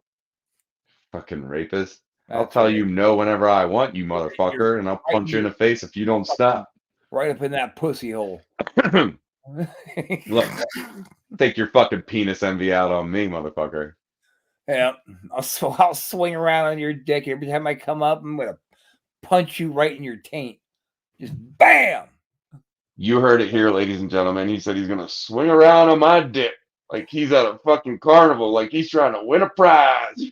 As soon as it was coming out of my mouth, my brain was trying to put a "don't send," but it was too late. Exactly.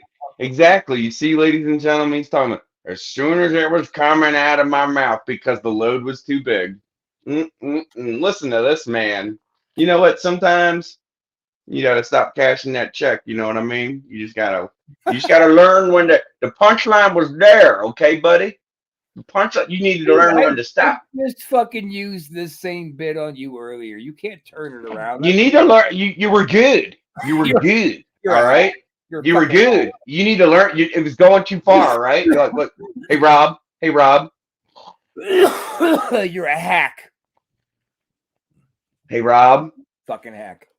You are funny, all right? You just need to learn when to cut it out, all right? You just gotta stop. Fucking hack. How's it feel, fuckface? You're a fucking It doesn't feel good. You know what I mean? And it's not even worth it to go on your bullshit ass show because no one's watching. So me and wasting A material on your show, no one's gonna see it. You ain't getting more views than me. Sorry, pal. You just ain't. What? You're bullshit. Nah, man. I saw that bullshit with whoever that guest was, and he was driving the whole time. That was some bullshit. That was some bullshit. I'm gonna be honest with you. Hey, Rob, that was some bullshit. Who asked you? Me. That show wasn't great. They can't all be winners. So guess what? Just like this one, when my guess is you. Anyway, moving on. Yeah, that's right. I feel like I must be very lonely today to bother still being here. All right. Ladies and gentlemen, if you're watching, also put in the comments, who's cooler? Me or Rob? Me or Rob? You know what I mean? Look at my accessories. None. Hey Rob, what time is it? Why are you wearing all that? This Inside. fucking web camera light is so bright. I mean, it looks cool. It looks cool, but like honestly, if I don't wear sunglasses outside in the daytime, bang, migraine city. My eyes are so light blue, so it looks cool, but it's also it's functional. Oh. Okay. You sure it's not from the black eyes that Casanova gives you when you won't bend over? They can't all be winners, man. I get it. Hey, look, I'm here for the victimized. If you need to talk, let me know if you're, not safe. I feel like my ears are being victimized with your fucking comedy. Oh, ladies and gentlemen, I will kick this guy's ass, even if we're not in the ring. The moment we meet in person, even if this guy picks me up from the airport, I'm just gonna fucking we're gonna get arrested. We're gonna get arrested. We don't gotta and then we can finish it off. We're gonna finish it off once we get booked. So, I mean, we'll have a cage match. There you go, pal. Right up your alley. Loser gets butt fucked by everybody watching. Why don't we just go to like an alley and not get arrested? Fine with me. I think you're counting on the cops showing up and saving you. Oh, so you think that I'm that white? I think that if you were smart, you would be thinking that way. Listen to me. All I know is that something along the lines in the news with your name attached to it would be like, and they tried to reattach his dick after they pulled it out of his throat. So, look, man, just watch what you say. I still want to be friends.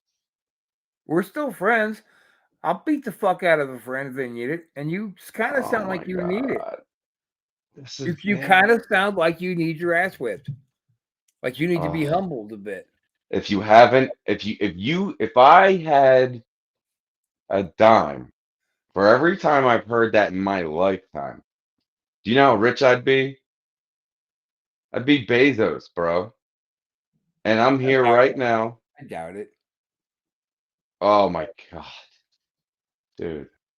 everybody that can't shut me down for whatever they want to do to me hates me even more after. So that's why I keep saying, like, I want to be your friend. Now we just got Dr. Phil. We I don't went, want to. we I we don't hit want to. I don't an want to hour shut you 40. down. I don't want to We kick your ass. You're the one who keeps bringing what, up getting physical. I don't want bro? to fight Listen to you. me. Oh, buddy. See, it wouldn't even be like that. See, you're real serious. When I'd have you in a position of kind of like changing your perspective and possibly ruining your life in front of people, I'm just saying to you, I would whisper in your ear, "Hey, man, you gonna just ease up and just stop if I let you go?" You wouldn't do that to me. You'd be like, "Yeah, I tell you, did not tell you." I wouldn't do anything like that. I would be like, "Hey, man, I'll, take your balls out of your mouth if you just realize I'm the better man." Oh, That okay. wasn't So a we've good got a one. pissing contest. I see it through your sunglasses, bro. I'm getting you pissed. No, no, not at all. Let me tell you something. If I thought that you had a fucking chance of taking me out in an actual ring, Uh-oh. I'll cut my He's fucking arm pissed. off, dude. He's pissed. I don't want to hurt you. I don't want to fight you. You keep Bro. bringing it up. You want to do it? You want to Can do I it? ask you something? But you're gonna get What is you're it? gonna get fucked up. Listen to me. All for the fun and games, but be realistic for me here. Okay. What is it about me that you think is fragile? Is it just as like, oh, this guy decided to have long hair? Like, what is it that people kind of underestimate? Because when I'm in person, people are like, well, there's no reason to kind of test that guy. He could probably rip my jaw off. You know what I mean? Like, so I don't know why, you guys are like, everybody on the off the hook is, maybe it's a wrestler thing. But like, how do I come off so fragile? Is it just because of the hair? I mean, are you asking me a gimmicky question or a serious question? Because I have an Oh, answer. I'm never talking gimmick, bro. Never talking gimmick. I'm real I don't deal. think you're fragile. I don't think Okay. you're a weakling. I don't think you're a pussy. I think that I was trained how to be a grappler, a stretch shoot fighter, and you Okay. haven't. And you climb into my ring, into my world, and you want to have a legitimate shoot match. I don't think you're a bitch or a weakling, but I think you will lose. Okay. So, but here's what I mean, like, we don't need to get in a long discussion here about this one, but like, all you know about me is like, oh, he's a singer, he's a singer in a band. Uh, he's beautiful. Uh, he can he can host a fucking show. But you've never asked me questions ever like, hey man, what are your skills? You know what I mean? Like any trades, you know what I mean? Like you didn't get to know like my background. I never asked you because, you're you're passionate about wrestling. But yeah, everything you know about me and all I do. You know what I mean? So I'm just saying, listen to those lyrics. I even say in the lyrics, don't. It's not a whole like you already said the underestimate. I'm talking about misconceiving the shit out of me. And the only reason is because like I feel like I feel like you're in the same boat. I think everybody's in the same boat. You're trying to tell me, hey man, you're saying this, Tristan, but at the same time, you're trying to explain and let me know. I don't think you get it that this is my stomping ground. This is where I know what I'm doing. You know what I mean? And I Where get what you're doing. in a wrestling ring? What the fuck are you even? Right.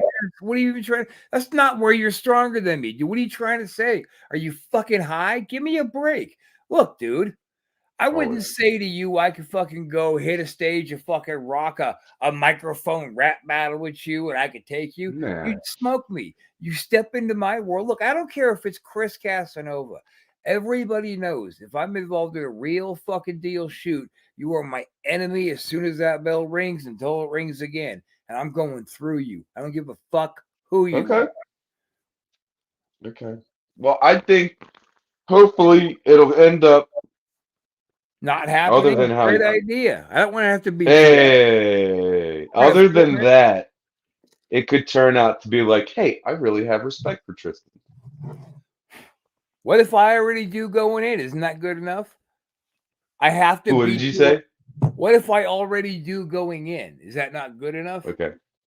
Like I have to It's beat not you up. about that. It's about Hold on a second. Quit stepping on my line, stupid. Do I actually have to beat you up and then get respect for you? I can't just have it before and we just avoid you getting beat up. I think we owe it if we're gonna be in the spotlight, and no, that does not mean it's a gimmick. I just think I like I said, I walk the tightrope. So, we have people watching and people listening, and Yeah, but I'll I'd power rather bomb say you. like, I'll oh, what was power it? What's the bomb your next bitch step in the ass shit off. talk? I'll power bomb your ass off that tightrope. Whoosh. Okay, here's what I have to say to that. I understand, and I take it seriously. Everything that you know, everything you've been trained in is real. Okay, and I'm not making fun of that. Um, sorry, I'm not making fun of it. No, I'm saying you are trained and rest. I don't think it's fake. Okay, um, but Careful, it's motherfucker. Careful. You're walking a tightrope right now. I'll tell you that much. no. So No, yes. no. All right, well, I'll drop that one All right, good. if you want. I'm just I mean, what do you see as you benefiting from the outcome of you getting into a ring with me? Like where's the pot of gold for you? Because getting beat up okay, is so here's the thing. Here's the thing. So wrestling's your passion, right? It's your thing, man, right? This is sure. what you're about, right? Okay. It's not just because in a match you could be serious and I'm your enemy or whoever's your opponent is your enemy and it's in your mind it ain't fun and games when you're taking down an opponent, yada yada yada. But Oh, what hey, I'm saying is, you got that wrong, player. You got that wrong. so it is. That's if it goes shoot. If it turns into a shoot, that means if it gets real. Okay, so what I'm saying is it'll be a real match, but regardless of it being real and us not going easy on each other, no matter how more trained you are, I'm saying it. Okay, let's say It's that let's say it's a show match. We're doing this thing like our match after a purple sticky fucking set. Then you're gonna hop in there and you're gonna wrestle me. We're gonna do 10 minutes. I'll pretty much smack you around for 5 minutes. Then we're gonna do a lot of like real fast, quick little spotty things that are gonna interject comedy and heart into it. Then at the end, I'm gonna get arrogant. I'm gonna get my ass handed to me for a minute, and then you go over. No, that's how it would go. That's how you would get everybody frenzied. I'm out there just fucking dominate you for a little bit. You manage to do a front roll and drop kick me in the nuts. Boom. Oh shit. Fucking just like you trust me in the wrestling business. Don't shake your head. No, I'm saying if we're doing a show match, I could take you for like 2 days into a ring, teach you how to do what you need to do well. well, I mean, all I'm saying. So what I was getting at is, uh, as friends, it would be the next step in our relationship. So regardless of the winner or the loser, the outcome for me would be that was fun. Okay, so that's where I'm coming from. So I'm not saying you're gonna lose. Okay, I'm not saying Good. I'm gonna win, Good. but I'm also trying to get you to underestimate me. So what you know what I mean? And that's all I'll say. I won't joke about that part. But that's the thing. What I've learned in my lifetime is let your opponent think whatever they want. You know what I mean? There's no reason to convince them until you need to show it. So I mean, but in the end, like It's all in the end. I'm gonna be happy regardless of the results, and that all. Yeah, say I'm the loser. I'll be smiling. You leave my fucking face alone, and I'll be smiling. Tell me what to leave alone on you. We'll have a deal. But the point is no, it's fun. That's where I'm coming from. So don't think I'm trying to prove shit that wrestling's fake or you suck or any of that shit. That's where I'm coming from. If you want me to be honest.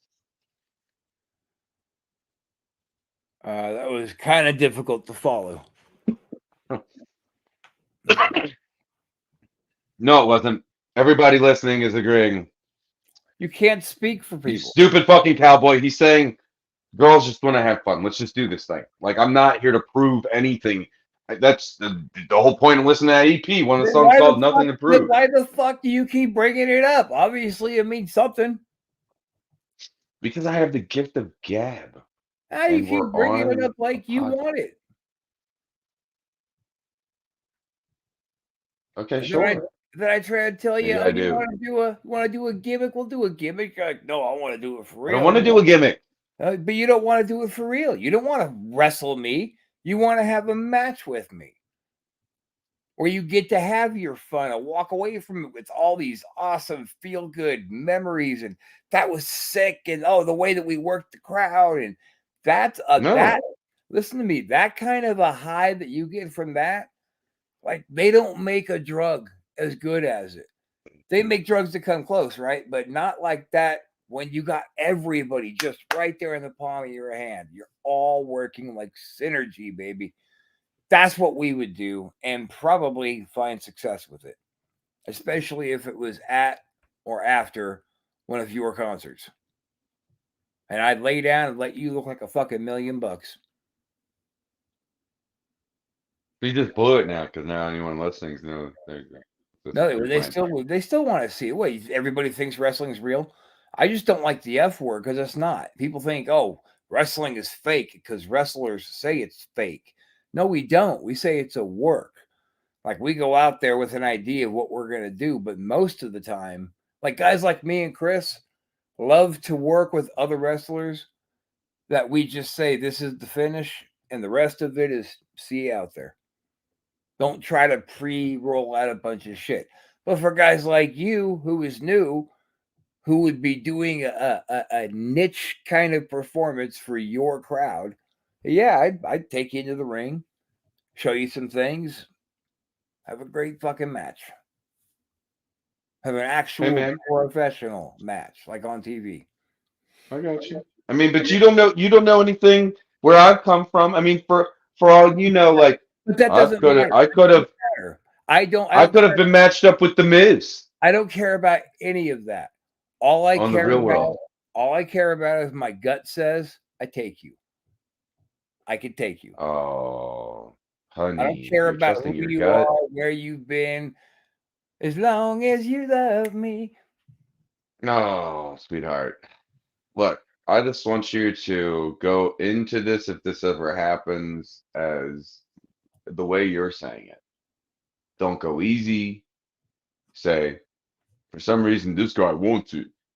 And, however gay way you put it, like, this guy wants me inside him. Like, however pump yourself up. I don't even know what you're talking about. When, What if and when, subject are you on? what are you drinking and smoking? How do you not understand every time I talk? I'm saying if and when this fucking match happens, okay?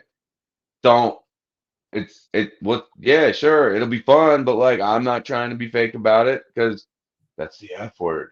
Well, that's And just stupid. don't ease up on me because like I I'll won't. That's the problem. I won't. I'm going through you. This is so I'll a be able to good use idea. so are we but we can't use so it's just like hands. We can't like Of course, it's nothing just like on hands. It's a TV. match. Can't What so you're chairs? not gonna beat my ass with a chair? Of course not. Okay. There's gimmicky ways to do the chair so you don't really injure somebody. But no, this is a shoot. It's a real go through, going for the fucking higher end match. Yeah. and you'll just be the dude who's in front of me. Like, where's my paycheck behind me? That's fine, but the dude in front of me, you're just work. I don't care if you're bad Leroy Brown, the baddest man of the whole damn town. I'm going through you. At least that's what I believe until I'm the one who loses.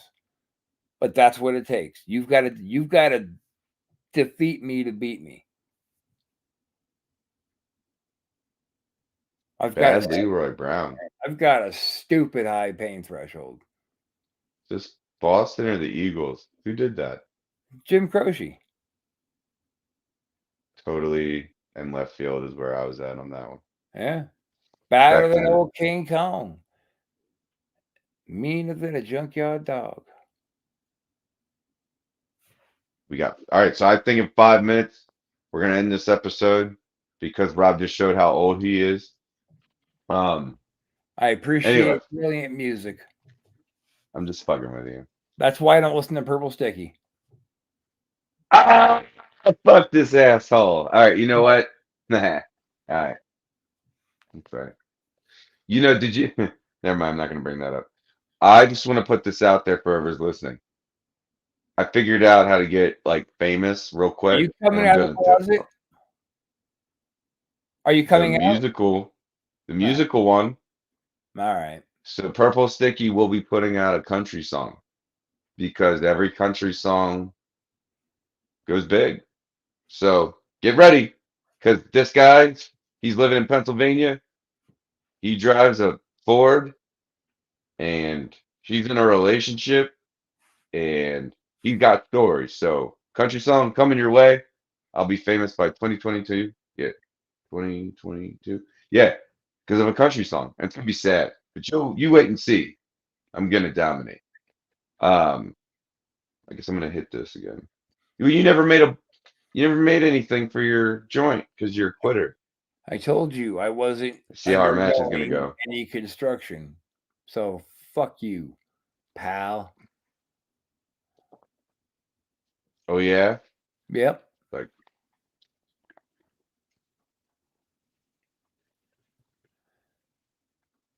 Huh, that's a good point of view right there. you have to say you. Keep your head down there. You. Take it easy, angry Jesus. Listen, mother. I can do what I want. Jesus Christ. Water into wine, motherfucker. Dude, I got like 2 minutes. I gotta finish the bottle. All right, boy. There you go.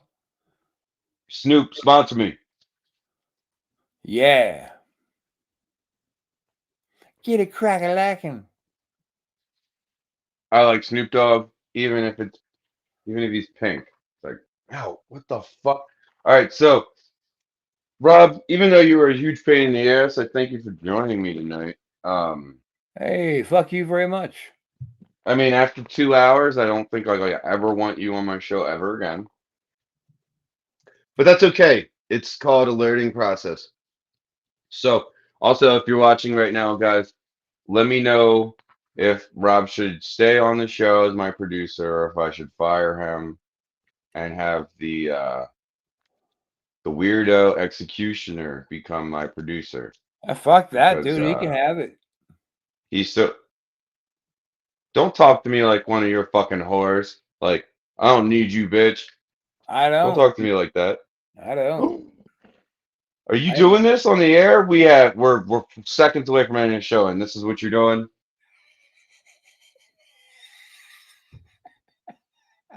I don't like you when you. Have you been drinking tonight? No.